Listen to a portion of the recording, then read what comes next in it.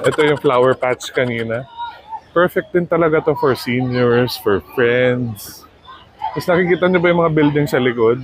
Ang galing, na-amaze ako, sorry. Kasi nga, ang galing ng concept na na-retain nila na ganito ka-lush yung forest, yung mga greenery. Pero ang daming katabing buildings, ang daming dumadaang sasakyan. Ito na yung pond kanina, yung una kong pinuntahan.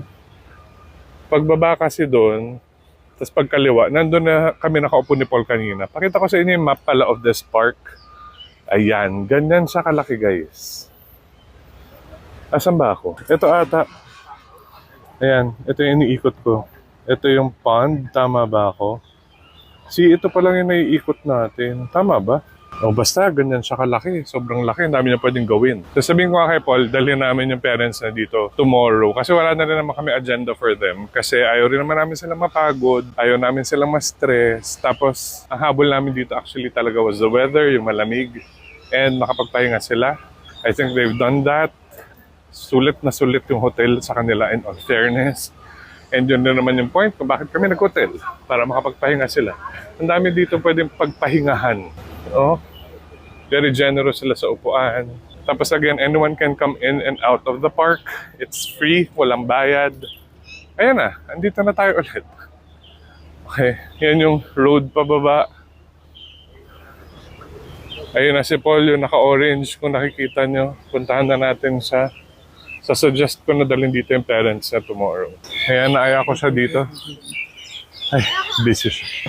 So kami muna mag-i-enjoy na tong park. So, pretty. Naririnig niyo ba yung mga ibon? Grabe. Sana hindi tayo maiputan.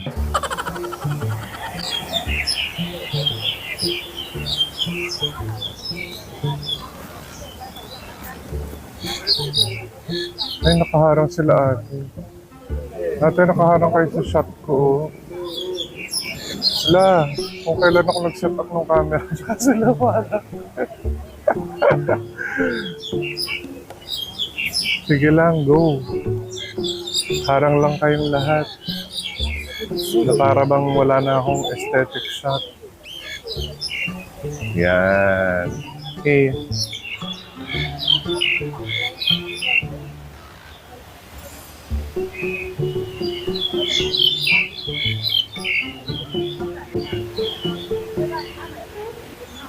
Oh my gosh, nasa tabi ko lang sila. As in, ayan lang sila. Hindi sila natatakot. Hindi kayo natatakot. Sa amin, pagkakarerahin namin kayo, papalakpakan namin kayo.